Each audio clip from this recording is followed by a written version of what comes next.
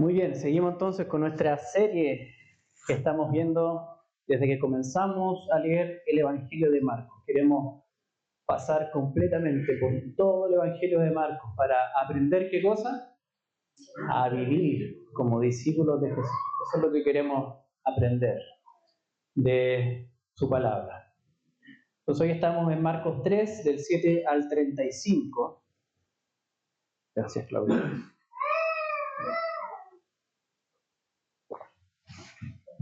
Y lo primero que el Evangelio de Marcos nos presenta para enseñarnos a aprender a vivir como discípulos de Jesús es decirnos quién es Jesús, ¿cierto? ¿Quién es Jesús? Y si hacemos memoria desde el primer capítulo, nos dijo que Él era el Mesías, el Hijo de Dios, ¿cierto? Es la primera identificación que nos hace de quién es Jesús. También nos presentó a Jesús como un médico, ¿se acuerdan? El Mesías sanador, que estuvimos viendo. El domingo pasado nos presentó a Jesús como, sí, Señor del día de reposo, ¿sí? Y también usa otra figura, como el novio, ¿cierto? Que ha venido. Y este domingo vamos a ver a Jesús como el hermano de una familia, de una gran familia, de la familia del Mesías. Y Marcos quiere detenerse un poquito acá para enseñarnos cuál es la verdadera naturaleza del combate que se produce cuando el reino de Dios se establece en la tierra. ¿Ya? Y es importante que nos detengamos un poquito en esto, en la dimensión espiritual. Hay una dimensión espiritual que se está desarrollando cuando el reino de Dios se establece en la tierra. Hoy en día, por lo menos en nuestro país, como que no se toma mucho en cuenta. Algunos cristianos lo ignoran o lo dejan de lado. Sin embargo, el Nuevo Testamento está lleno de advertencias sobre la verdadera naturaleza del combate que se produce cuando el reino de Dios se establece en la tierra. Y lo que hoy día Marcos nos quiere presentar es una gran verdad, ¿cierto? Una gran verdad. El diablo fue derrotado. Lo que hoy veremos en el Evangelio de Marcos es que la venida del reino que Jesús trae se presenta como una victoria sobre Satanás. Es una victoria sobre ese reino de tinieblas. Y además, producto de esta victoria, viene la conformación de una familia para el reino de Dios. Una familia que forma Jesús a partir de los prisioneros que viene a liberar del reino enemigo, de esos cautivos. Los saca del reino enemigo y los trae a su reino, a su familia, la familia del Mesías. Eso es lo que vamos a estar viendo hoy día, entonces, la familia del Mesías. Y nos dice quiénes son, quiénes conforman la familia del Mesías.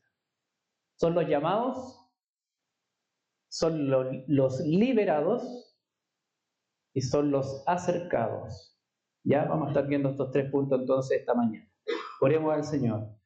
Padre Celestial, gracias por tu palabra, Señor. Honramos tu palabra que es santa y ha sido leída.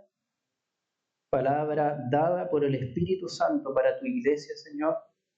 Esta mañana está aquí tu iglesia también reunida. Pedimos, Señor, que tú nos hables, que tu Espíritu Santo obre con poder.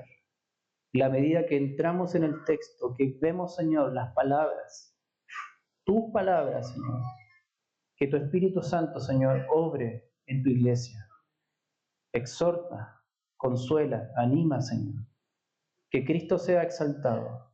Cubre mi indignidad también con tu gracia. Y que podamos disfrutar de tu gracia todos juntos acá. En el nombre de Jesús te lo pedimos, Señor. Amén. Amén. Bien, entonces, la familia del Mesías son los llamados. Eso es lo primero que vamos a ver ahí, el versículo 7 al 19. Y lo que tenemos, ¿cierto? Es una primera escena primera y segunda escena de Marcos con un contraste. Hay un contraste respecto al encuentro con Jesús. El encuentro con el Mesías. Por un lado, espíritus inmundos que se encontraban con él. Y por otro lado, sus 12 apóstoles, que tienen ese encuentro cercano, más íntimo con Jesús. Vamos a los primeros, los espíritus inmundos. 11 y 12. Dice, y siempre que los espíritus inmundos veían a Jesús, ¿qué hacían? Caían, se postraban delante de él, como reconociendo autoridad, ¿cierto? Y además, como decimos en Chile, se iban de tarro. Se iban de tarro. ¿Por qué? Porque inmediatamente gritaban y decían, tú eres el Hijo de Dios. Tú eres el Hijo de Dios. Pero él les advertía con insistencia que no revelaran su identidad. A ellos no les correspondía eso. Estaban actuando en desacato. Por eso les dice, no, ustedes no van a ser quienes van a revelar mi identidad. No les corresponde a ustedes. Pero fíjense bien, los espíritus inmundos reconocen quién es Jesús y actúan en consecuencia al inclinarse, al postrarse. Aún ellos reconocen quién es Jesús, saben quién es Jesús, ¿ya? Saben quién es Jesús. No lo adoran, porque si no estarían calladitos respetando el plan de Dios. No nos toca revelarlo, ¿ya? Pero sí saben bien quién es. Lo cual debería advertirnos de lo siguiente, que el conocimiento sobre Jesús no necesariamente es igual a pertenecer a la familia de Jesús. Los espíritus inmundos conocían bien a Jesús, sabía quién era, pero eso no los hacía miembros de su familia. No los hacía miembros de su familia. ¿Ya? ¿Y quiénes sí? ¿Quiénes sí pasan a ser miembros de su familia, sus cercanos?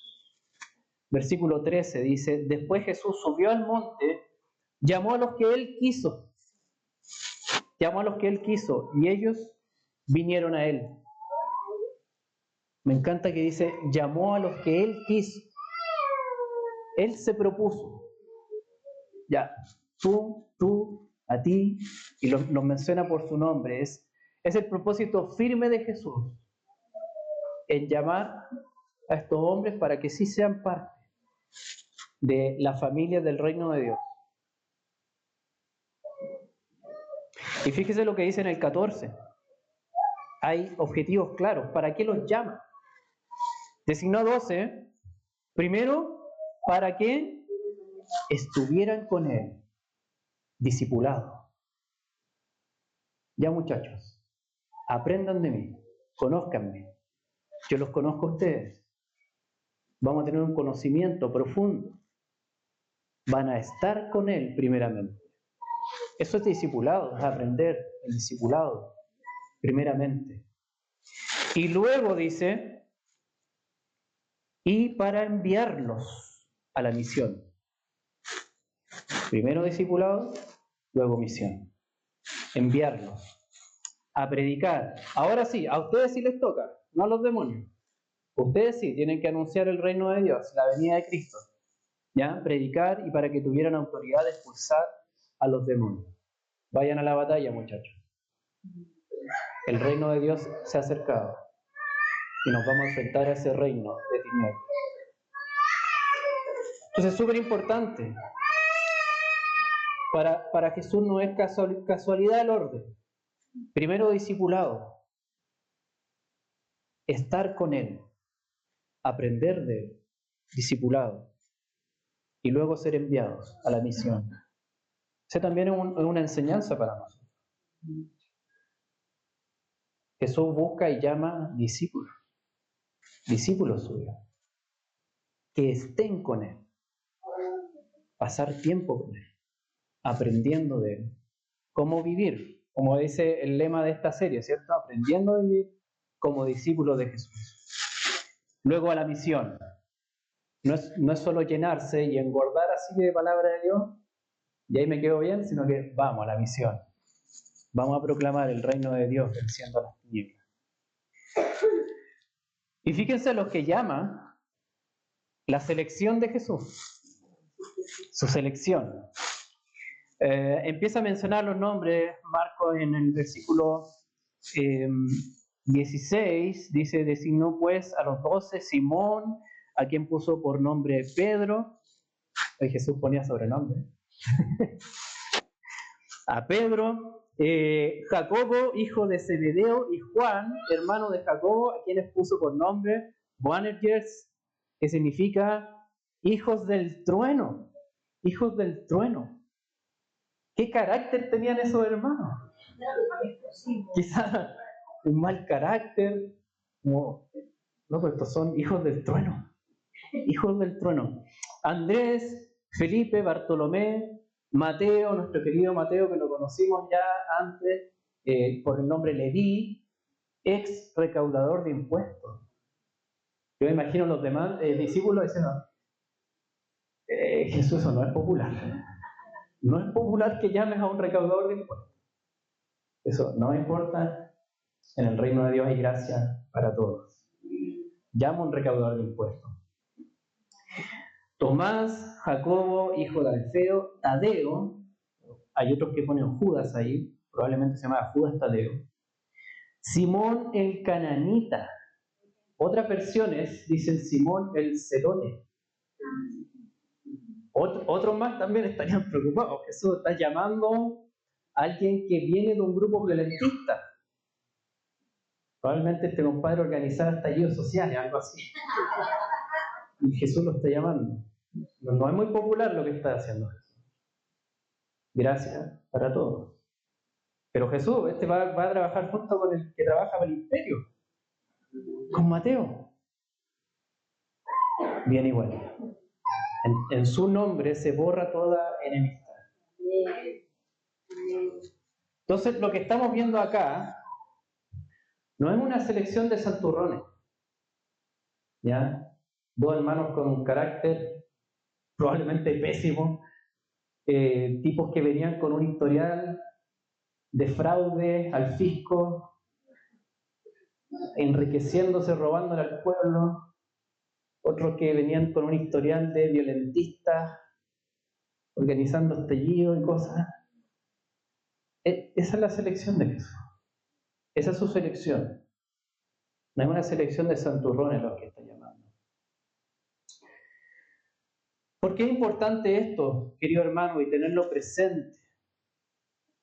Primero, como ya dijimos, no es el conocimiento sobre Jesús lo que nos da entrada a la familia del reino de Dios, sino la total seguridad de que Él mismo nos ha llamado por nuestro nombre para formar parte de su familia. Él mismo nos llama por nuestro nombre. De modo que no es la iglesia la que llama, no es el pastor que nos llama, es Cristo mismo el que ha dicho tu nombre, mi nombre, para unirnos a su familia. Por eso, querido hermano, esta mañana la invitación es únete al círculo de discípulos alrededor de Jesús. Que nada te deje fuera. Que nada te deje fuera. Pensaba en cómo Jesús arma su selección. Miren, este arquero no es muy profesional. Está haciendo un gol. Y así lo hizo con sus discípulos también. Quizá no son la selección que en esa época todos hubieran imaginado. Viene el Mesías, seguramente va a tomar lo mejorcito. No fue así. No fue así. Hay una canción que me gusta mucho, que dice Gracias por Pedro. Y dice ahí el autor, porque formaste tu selección con jugadores no muy profesionales. Y lo sigue haciendo. Lo sigue haciendo. No está llamando a lo que el mundo vería a lo mejor con más honra y gloria. Sino que el Señor usa hombres y mujeres comunes y corrientes con pecados incluso, para Él hacer su obra en ellos, es glorificarse y hacerlos parte de su familia. Esos son los llamados. Llamó a los que Él quiso, dice Marcos. Con eso está diciéndonos el firme propósito de Jesús, de tomarlos para sí, para estar con ellos y ellos con Él y enviarlos a la misión. Ellos son. Entonces la familia del Mesías son los llamados, como hemos visto, y también son los liberados. Los liberados. Y aquí pasamos a la siguiente escena. Los escribas habían descendido de Jerusalén, ¿cierto? Importante el detalle que nos pone ahí Marco. Estos son los tipos tal vez más eruditos, supuestamente en la palabra, y venían de la ciudad más importante, la capital de ese tiempo, Jerusalén. Entonces ellos se ponen a hablar como autoridad. Seguramente los demás también los consideraban así. Estos son los que saben.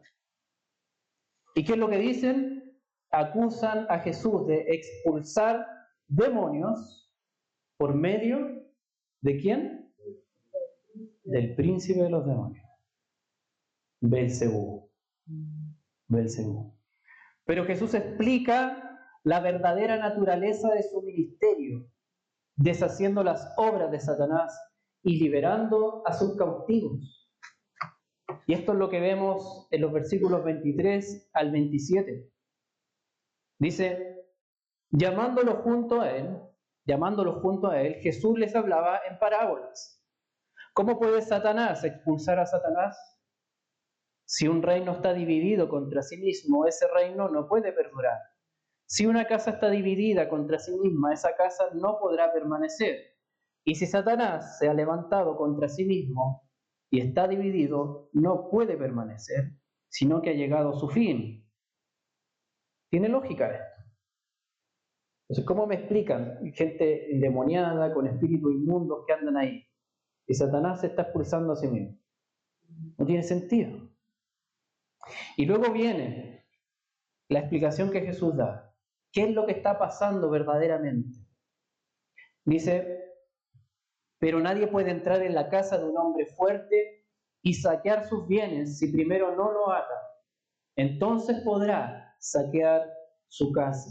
Esto es lo que está pasando. Esto es lo que está pasando. El hombre fuerte es Satanás. Satanás es aquel hombre fuerte que tiene cautivos a muchos hombres y mujeres en su casa como parte de sus bienes. Ahí los tiene, bajo su dominio. Y esto nos explica, o más bien nos anuncia el cumplimiento de algo que Isaías dijo, que lo leyó mi hermano Berno, ¿cierto? Isaías 49. Vamos a Isaías 49.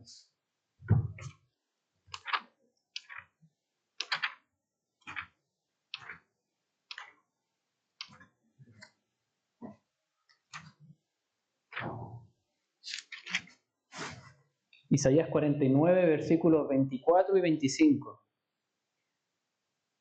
Dice el Señor, anunciando la liberación de su pueblo.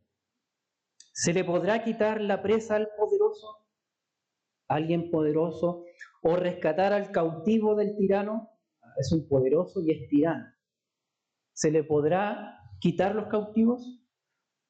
Ciertamente así dice el Señor, aún los cautivos del poderoso serán recobrados y rescatada será la presa del tirano. Con el que luche contigo yo lucharé y salvaré a tus hijos. Hablándole al pueblo de Dios.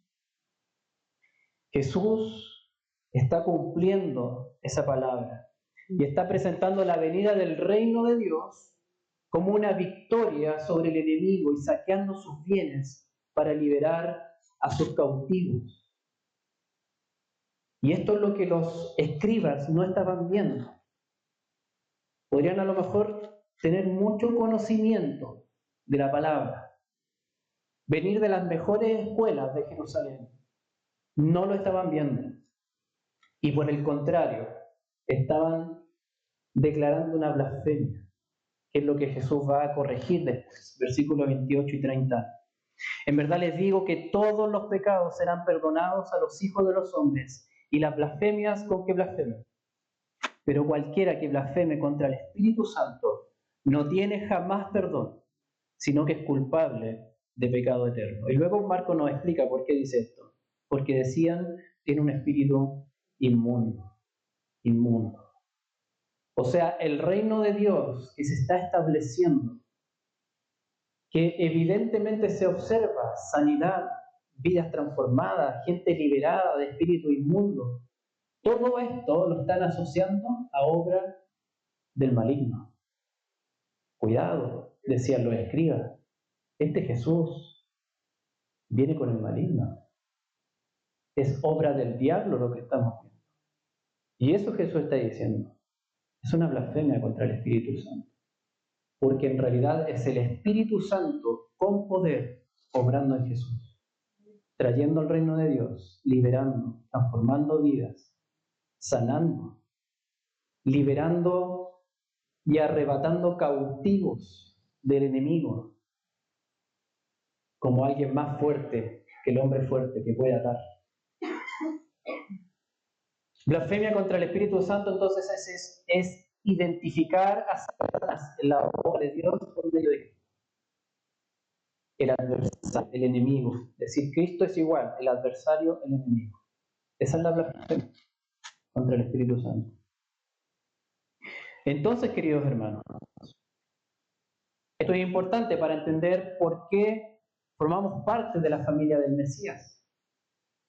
No fue por nuestras propias fuerzas que nos abrimos la entrada en la familia del reino de Dios. Ningún ser humano puede vencer por su propia fuerza a Satanás. Están cautivos. Entonces no es por nuestras propias fuerzas, sino que fuimos adquiridos como el botín de guerra de Jesús. Él, como vencedor, victorioso, humilla a Satanás, lo ata y le quita sus bienes.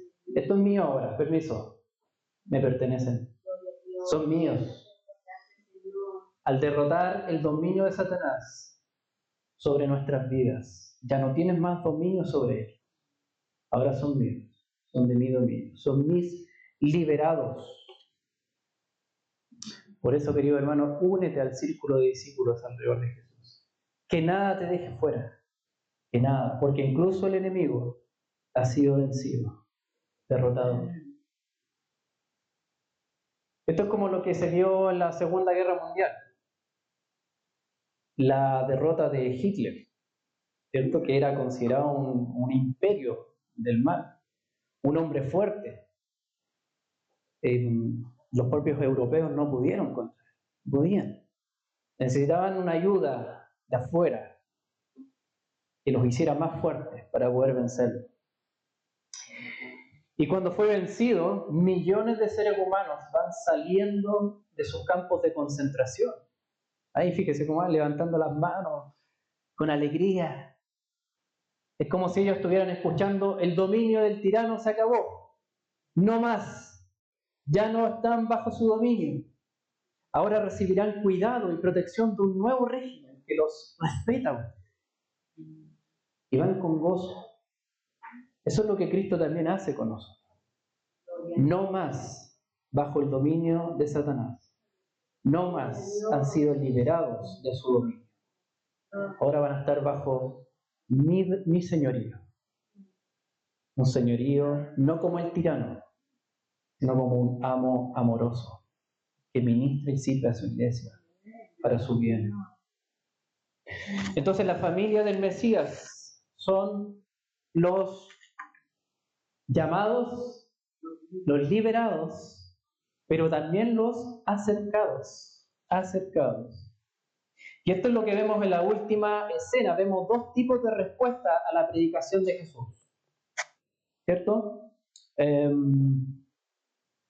¿Cuál era la predicación de Jesús? Si vamos al principio, vamos a Marcos 1:15. ¿Qué es lo que dice? Marcos 1:15.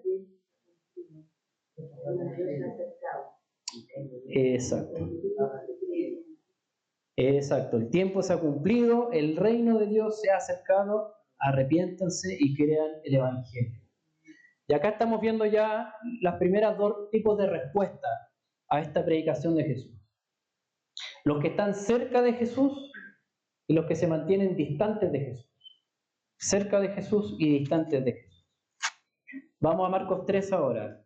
3, 20 y 21. Dice: Jesús llegó a una casa y la multitud se juntó de nuevo a tal punto que ellos ni siquiera podían comer. Cuando sus parientes oyeron esto, fueron para hacerse cargo de él porque decían: está fuera de sí. Fíjese, algunos tan cerca y como que los discípulos imaginan echarse el pan y no podían, como tan apretados, no sé, se les caía el pan, no podían comer. Y súper cerca de ellos.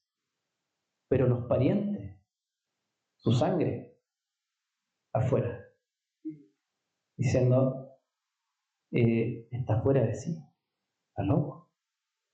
Venimos a hacernos cargo de él. Perdonen las molestias, chiquillos, perdonen las molestias. Hermano, mira para acá, algo así, ¿ya? Algo así. Ahora, entendiendo un poquito quizás el contexto, Jesús era el hermano mayor. Probablemente José había muerto. Y la costumbre judía es que él pasaba a tomar el lugar del hombre de la casa. Pero los hermanos también dicen: ¿qué está haciendo?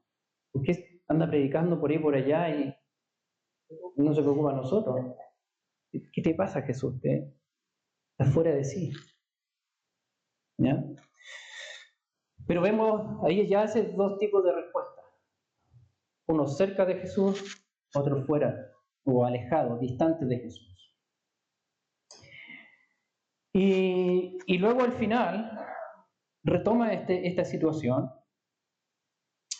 Jesús estaba enseñando, dice que había gente alrededor de él, sentados, y le dicen: tu madre y tus hermanos están afuera, versículo 32, tu madre y tus hermanos están afuera y te buscan.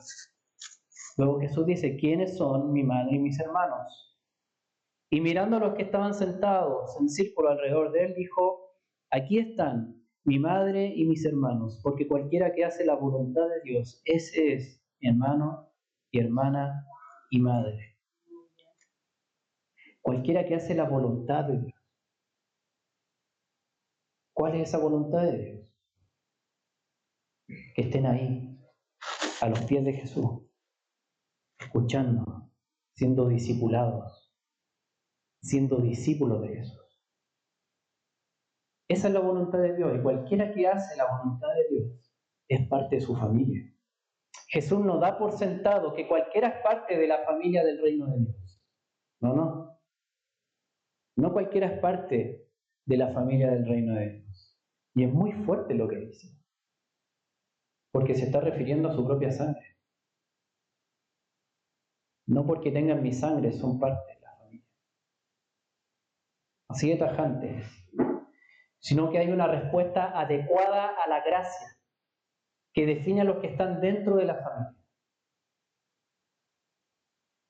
Dios se nos acerca, el reino de Dios se ha acercado. Arrepiéntense y crean el Evangelio.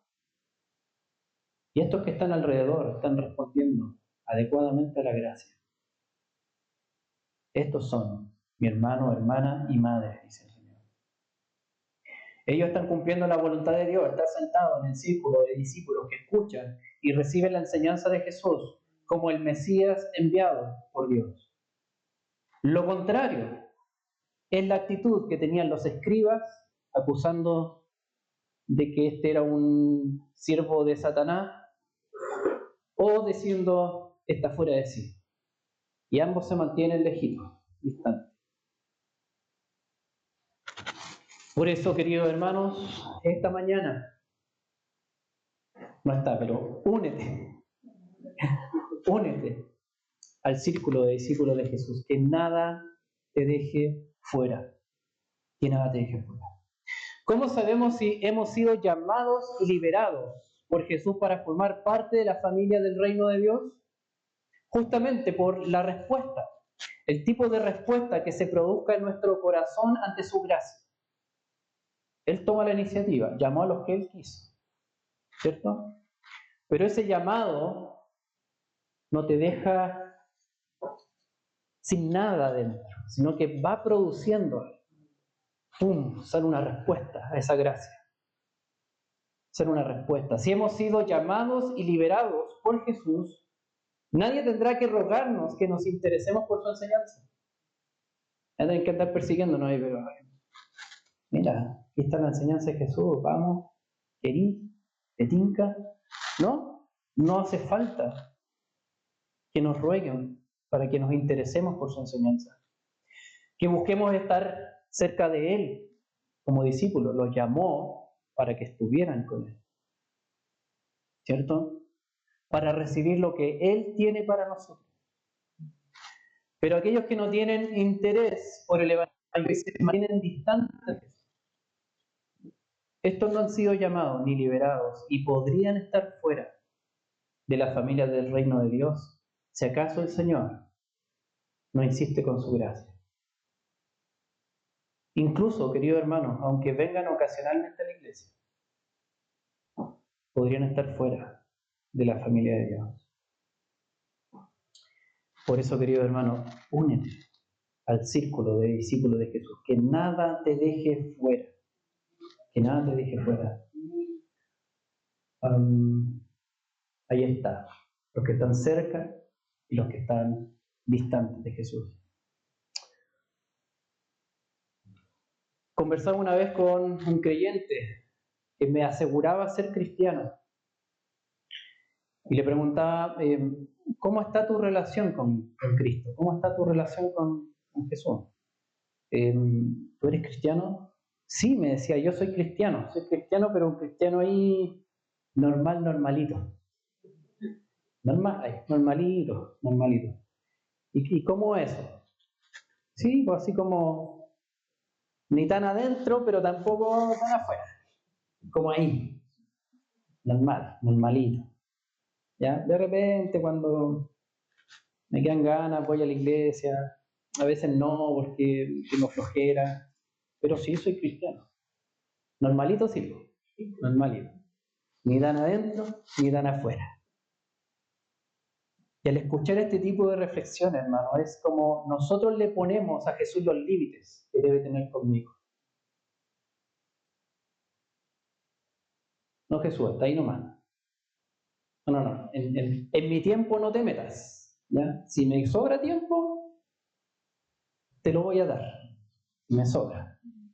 Pero si no, no. Ahí te pongo un letrero, stop. Hasta ahí nomás. Normalito. Yo quiero ser cristiano normalito, no discípulo. Pero Jesús llama a discípulo. La Biblia no existe todo el cristiano normalito. Ni tan adentro ni tan afuera. No existe. Al contrario, son los que dijeron está fuera de sí, que pusieron un límite. Nos mantenemos distantes. Ahí. Porque parece que es una locura esto que tú estás enseñando. Cuidado con eso, hermano. Jesús llama a discípulos. La fe cristiana es de discípulos, no de normalito, cristiano normalito. Eso es no tratar a Jesús como quien realmente es.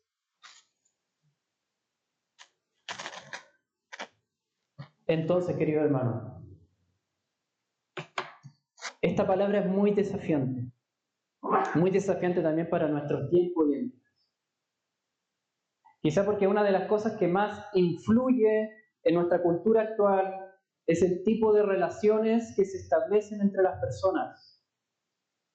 Vivimos en una época donde las relaciones son pasajeras y las personas se utilizan unas a otras para sacar provecho de la relación.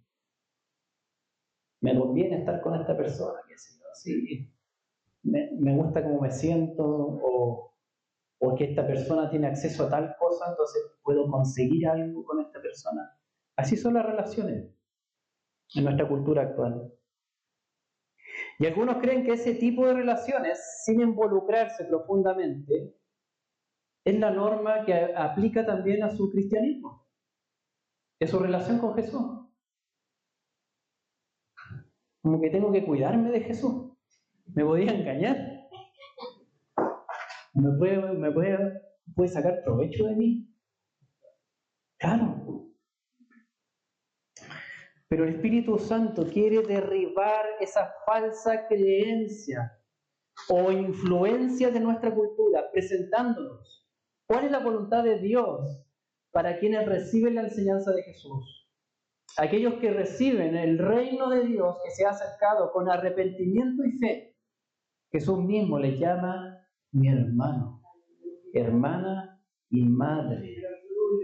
Mi hermano, hermana y madre.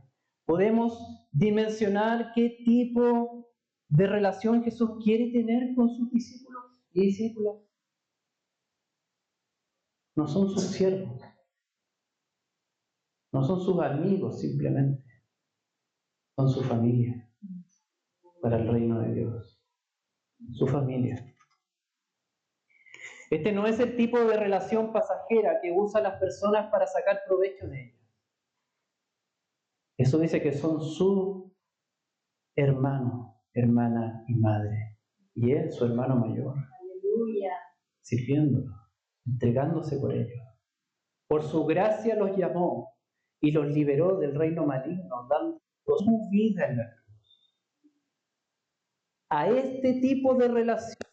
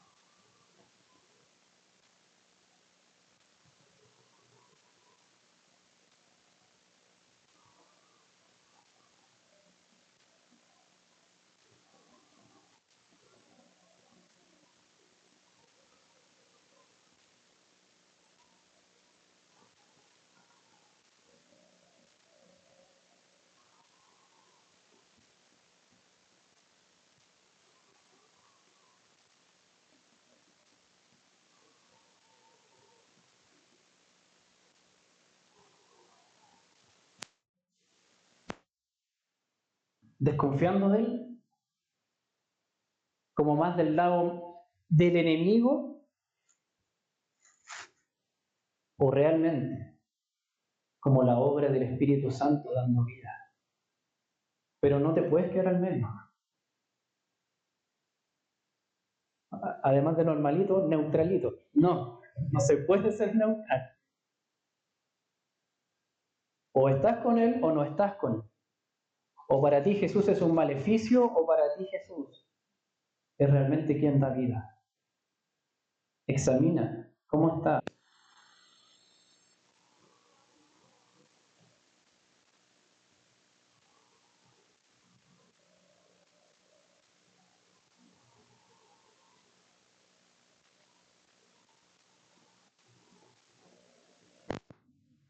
Versículo 34-35.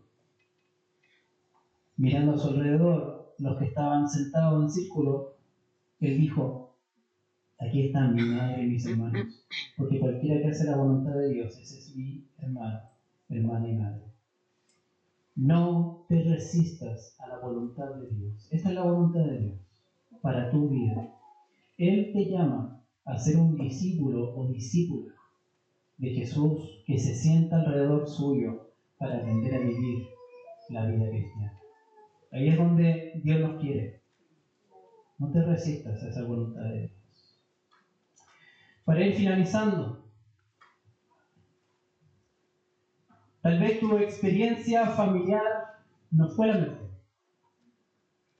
Incluso puede haber sido dolorosa para algunos. Quizá también lo fue para los hijos del pueblo. Jacobo y Juan probablemente tuvieron una crianza dura. Hombres de mar, pescadores. Y una infancia difícil que marcó su carácter como hijos del trono. Pero Jesús se propuso llamarnos y liberarlos del dominio de Satanás. No más, Satanás no los va a gobernar a ustedes. Ese mal carácter quizá no va a tener dominio sobre ustedes. Y los llamó para abrazarlos como hermanos y hacerlos sus discípulos. Lo mismo nos está ofreciendo a nosotros esta mañana. No porque seamos los más buenos, sino porque Él quiere hacernos parte de su familia, como discípulos y discípulas suyas. ¿Cómo vas a responder tú a este llamado de gracia? Quisiera animarte diciendo: únete al círculo de discípulos alrededor de Jesús. Que nada te deje fuera. Amén. Oremos al Señor. Oh Padre Celestial, te damos tantas gracias, Señor, porque